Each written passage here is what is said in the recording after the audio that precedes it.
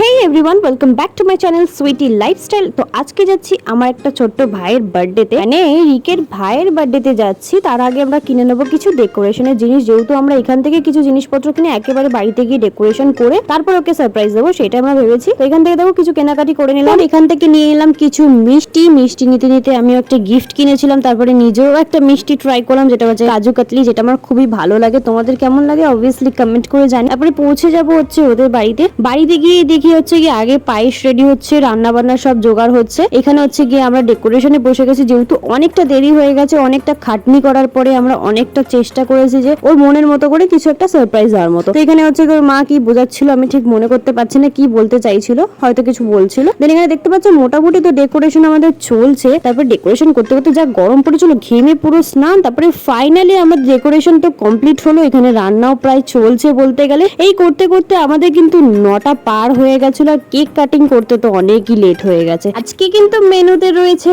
লুচির সাথে মাংস, একটা দারুণ কম্বিনেশন। তারপরে বললেন সেলিম তুই একটু কেকটা আনবক্স কর। এই যে লেখা রয়েছে বাবাই হচ্ছে ওর নাম। ওর নামটা কিন্তু অ্যাকচুয়ালি ওর গার্লফ্রেন্ড দিয়েছে। হ্যাঁ, ওর একটা ছোট্ট কিউট গার্লফ্রেন্ড আছে, তোমাদেরকে দেখাবো। এই যে আসছে ওকে নিয়ে, ওর চোখটা বন্ধ করে একদম নিয়ে আসছে সারপ্রাইজ দেওয়ার জন্য। ব্যাকগ্রাউন্ডে তো বুঝতেই পারছো আমরা চিল্লাচিল্লি করছি, ওকে হ্যাপি বার্থডে বলছি। আর বেশিটা আর বলতে গেলে ভয়েস দিয়েছি, কারণ সংটার জন্য একটু অসুবিধা হয়ে যাবে বলে। তারপরে লাইট অন করে দিয়েছিলাম। তারপরে হচ্ছে কেক কাটিং এর পালা। এখানে ওর মা অনেক খুশি ছিল, অনেক নাচানাচি করছিল, এন্ড আমরাও কিন্তু সত্যি কথা বলতে খুব এনজয় করেছি। এন্ড দেন এখানে কেক খাওয়ার পালা হচ্ছে, মানে কেক কাটিং এর সেশন শেষ, এবার হচ্ছে কেক খাওয়ার পালা। এটাই হচ্ছে চুটকি গার্লফ্রেন্ড, যেটাকে আমি চুটকি বলি, অ্যাকচুয়ালি ওর নাম পুতুল। আমার আর রিকের প্রথম দেখা হয়েছিল, তখনও কিন্তু আমাদেরকে এরকমই ছোট্ট লাগতো। সবাই বলতো তোরা এত ছোট বয়স থেকে কেন প্রেম করিস, তোরা এত বাচ্চা। তো কি বলবো, যখন যেটা স্টার্টিং হয়ে গেছে সেটাকে তো আর কিছু বলা যাবে না। সেম ওদেরও ক্ষেত্রে একই, ওরাও অনেক অল্প বয়স, আমাদের থেকে ছোট আছে অনেক। দেন এখানে হচ্ছে কি দেখতেই পারছো একদম স্নো স্প্রে দিয়ে সবাইকে ভূত করে দিচ্ছি, মানে লিটারালি ফ্যামিলির সাথে না এই